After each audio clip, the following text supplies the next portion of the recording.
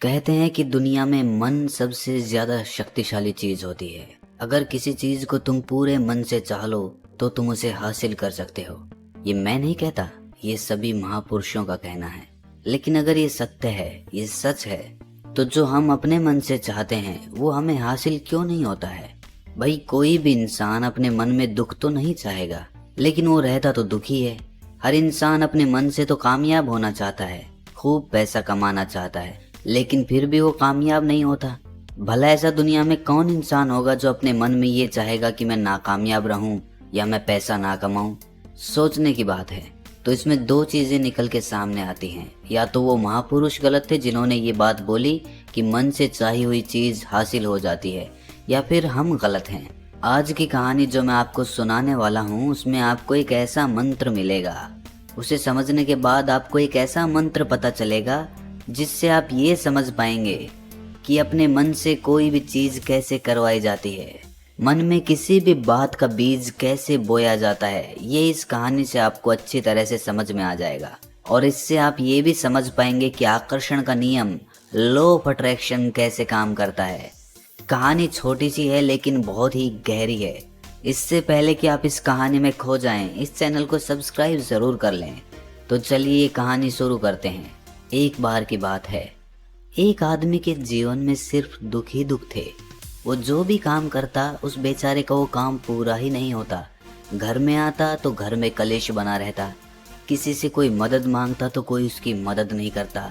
ऐसा लगता था कि चारों ओर से दुखों का पहाड़ उसी पर टूट पड़ा है। उसे समझ नहीं आ रहा था कि मैं इन दुखों से पार कैसे पाऊं।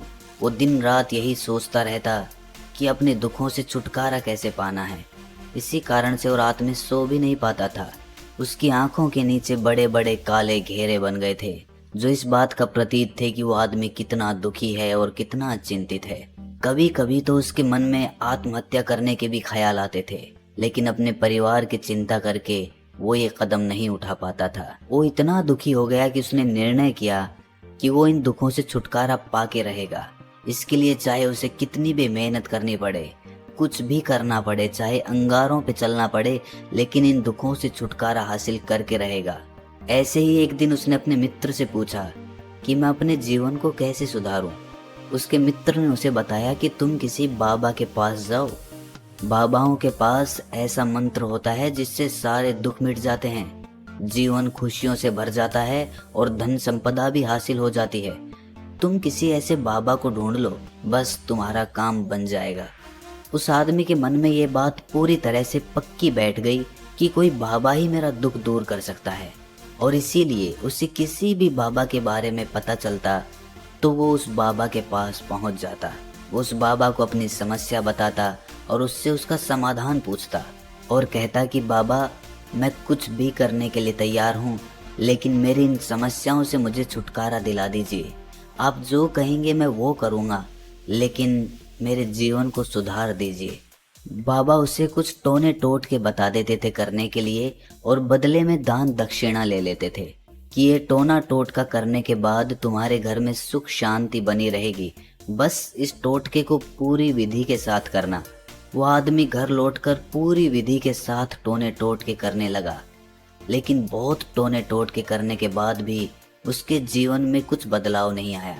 इसके विपरीत उसका जीवन और ज्यादा दुखी हो गया। जो भी बाबा उसे टोना टोटका देता था वो बदले में उससे दान दक्षिणा लेता था, जिससे उसका धन भी धीरे धीरे खत्म हो रहा था। इससे उसके जीवन में दुख और ज्यादा बढ़ गए। तब उसे लगा कि बाबाओं के पास जाने से तो मेरे जीवन में दुख कम होने की बजाय बढ़ते ही जा रहे हैं, तो मुझे क्या करना चाहिए? बाबाओं के पास जाऊं या ना जाऊं? फिर एक दिन एक आदमी ने उसे बताया कि तुम अपने घर में किसी पंडित को बुलाकर हवन करवा लो। हवन होगा, घर शुद्ध हो जाएगा। कोई भी बुरी ऊर्जा होगी घर में तो वो घर से बाहर चली जाएगी। किसी पंडित को बुलाकर पूरे विधि विधानों से मंत्रोच्चारण कराओ और हवन कराओ, जिससे घर में सुख शांति आए। उस आदमी के मन में ये बात बैठ गई और उसने एक पंडित को अपने घर पर बुलाकर हवन करवा दिया। हवन अच्छी तरह से संपन्न हुआ। बदले में पंडित ने भी अच्छी दान दक्षिणा ली और उसके बाद वो वहां से विदा हो गया। लेकिन कुछ दिनों के बाद उस आदमी को महसूस हुआ कि उसके जीवन में अब भी कोई बदलाव नहीं आया है। अब वो आदमी पूरी तरह से दुखी हो गया और ज्यादा परेशान हो गया। अब तो उसे लगने लगा था कि मेरे जीवन में से दुख कभी खत्म ही नहीं होंगे। और यही सोच सोच कर उस आदमी का बुरा हाल हो गया था। फिर एक दिन उसे अपने मित्र से एक ऐसे बाबा के बारे में पता चला जो समाधान बताने के लिए कोई दान दक्षिणा नहीं लेता था। उस आदमी को लगा कि ये बाबा दूसरे बाबाओं की तरह नहीं हो सकता, क्योंकि ये दान दक्षिणा तो लेता ही नहीं, और अगर दान दक्षिणा नहीं लेता तो ये सच में कोई सिद्ध बाबा होगा। और यही सोचकर वो उस बाबा के पास पहुंच जाता है। जब वो आदमी वहां पर पहुंचता है तो वो बाबा ध्यान में बैठे हुए थे। ये देखकर वो आदमी वहीं पर चुपचाप बैठकर ध्यान से बाहर आने का उनका इंतजार करने लगा।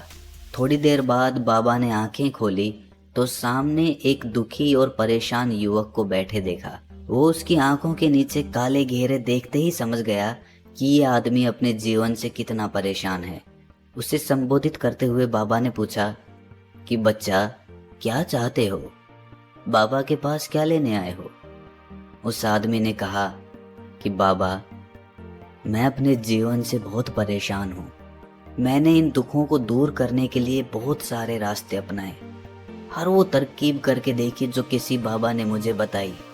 हर वो काम किया जो किसी भी इंसान ने मुझसे करने को कहा, लेकिन मेरे जीवन में दुखों में कोई कमी नहीं आई। बाबा, इसके विपरीत मेरे जीवन में दुखों में बढ़ोतरी हो गई। मुझे समझ नहीं आ रहा है कि मैं क्या करूं। कभी कभी तो मैं आत्महत्या करने की सोचता हूं, लेकिन अपने परिवार की सोचकर मैं ये कदम नहीं उठा पाता। मैंने आपके बारे में बहुत सुना है बाबा, और मैं बहुत उम्मीद के साथ आपके पास आया हूँ। कृपया करके मुझे कोई ऐसा मार्ग बताएं जिससे मुझे अपने दुखों से छुटकारा मिल जाए।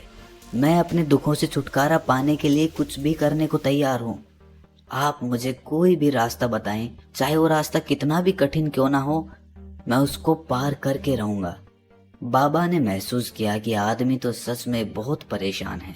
बाबा ने उसकी बात सुनकर कहा कि बच्चा, दुखों को दूर करने के लिए मंत्र ऐसे ही नहीं मिलते। मंत्र पाने के लिए कुछ करना पड़ता है। तुम कुछ कर सकते हो?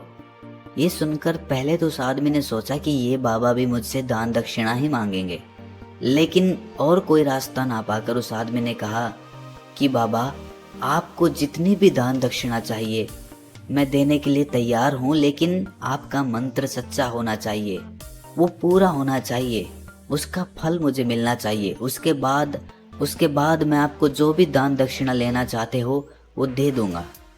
बाबा ने कहा कि दान दक्षिणा तो बहुत छोटी सी चीज है, मुझे वो नहीं चाहिए।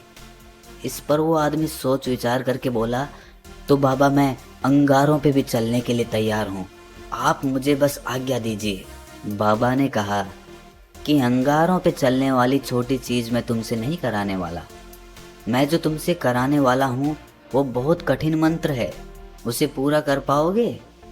बाबा ने कहा कि बाबा, आप मुझे बताइए तो सही, मुझे करना क्या होगा, मैं कुछ भी करने को तैयार हूँ।